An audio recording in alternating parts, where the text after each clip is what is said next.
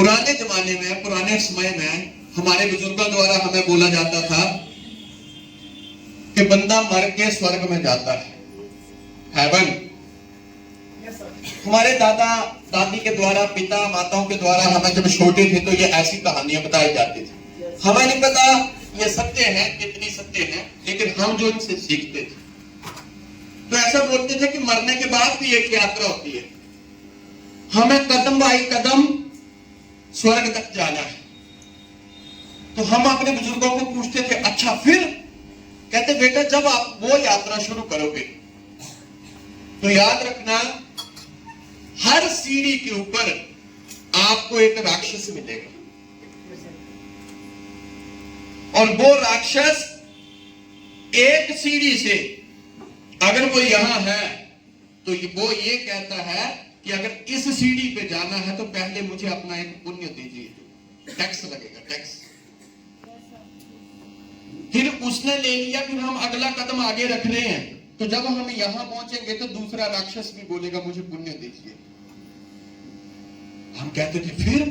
तो फिर हमारे बुजुर्ग कहते थे बेटा इसीलिए जीवन में हमेशा शुभ कार्य करते रहा करो, किसी ना किसी का भला करते रहा करो, किसी ना किसी की दुआएं लेते रहा करो, क्योंकि पुण्य कमाए होंगे तब तो देंगे, और जब कमाए भी होंगे तो देंगे कहां से? जिसके पुण्य होते हैं वो स्वर्ग पहुंच जाता है। उसी प्रकार मैं आपको कहना चाहता हूं कि स्वर्ग मतलब वो शिखर, वो टॉप। आपके पास गाड़ी भी होगी, बैंक बैलेंस भी होगा, टाइम फ्रीडम भी होगा, मनी फ्रीडम भी होगा, हर चीज आपके पास होगी, लेकिन आपको वहां तक पहुंचने के लिए हमेशा बलिदान देने पड़ेंगे, त्याग करने पड़ेंगे, क्योंकि त्याग के बिना कुछ भी पाना संभव नहीं। क्योंकि सांस लेने के लिए भी पहले एक सांस छोड़नी पड़ती है। Yes sir. हमारे कुछ लोग ऐसे होते हैं, दीपावली आएंगे हफ्ता भर दीपावली में ही घुसे हैं। कोई घर में पूजा आ गई, एक महीना उसी में लगे,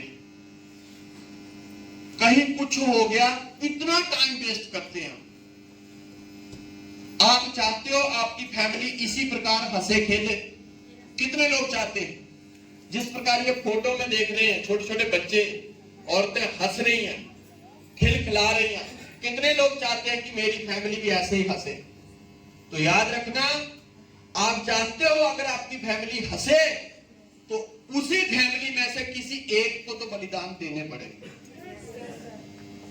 आजादी हमें तब मिली जब बहुत सारे लोगों ने बलिदान दिए, तो अगर पैसे की आजादी चाहिए तो उसमें भी बलिदान देना पड़ेगा। बिना बलिदान के संभव नहीं है कुछ भी। Yes sir. नेक्स्ट।